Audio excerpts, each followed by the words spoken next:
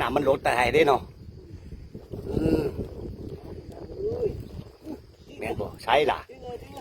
เฮ้ยมึงลุ้นอุ้ยยังอ่ะนี่โอ้ปลาสงวนใหญ่โอ้โหสุดยอดอู้ยดีๆนะมันขาดนะโอ้ไอ้งูใหญ่ก็ใหญ่ว่ะปลาสงวนตัวนี้โอ้สุดยอดมาแล้วสุดที่หมอกสุดเลยบ่โอ้ปลาออกนอกเนาะ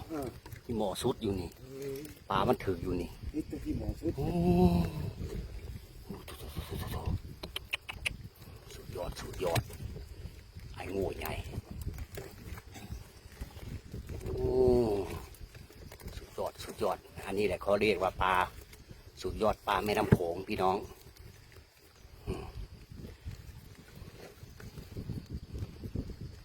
แจ๋วเลย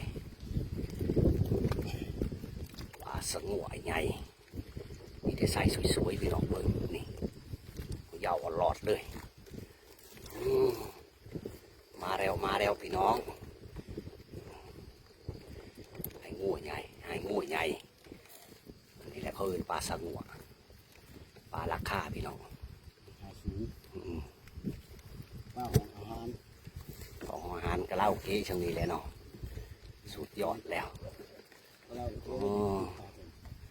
โอ้ไม่นี่ไม่ออกหอเขายังมาหายเลยคือหมานแท้ดิ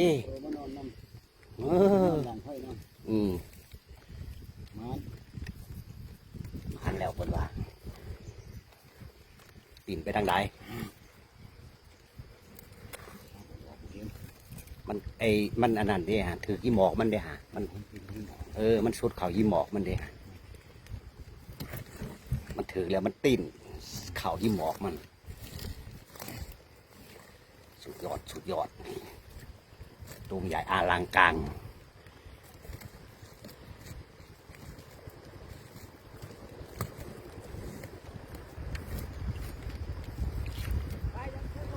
ปลางัวอันมันขาดบ่หางมันทะลุหางมันนี่ขาดตาหนึ่งแล้วโมแมนบ่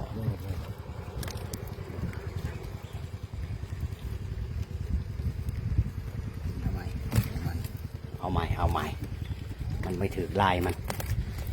โอ้ล้างนี่ถือ2 ตัวเด็กนี่เอามาบานหนึ่งพี่น้องงัวหนึ่งถือ2 ตัวพี่น้องเลยสุดยอดปลามีเด็ดสวยๆโอ้สวยดีปลาตัวนี้สุดยอดเอาโพสวิธีโพสมันถือก่อนออกระบอวิธีโพสมองยิงแหลบอยู่มองจะซื้อมาหายมันหลาย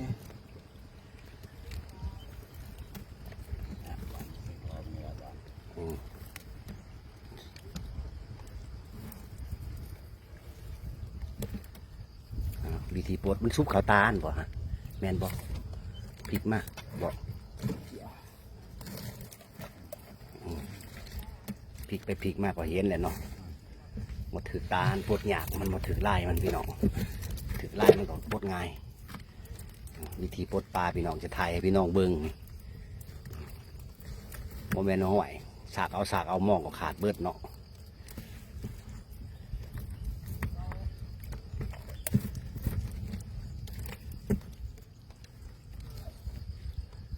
เพราะว่ามันสอดตามันบอก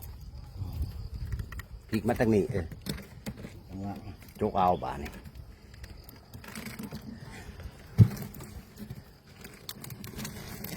ยังหออีสานอย่างนี้บ่ฮะ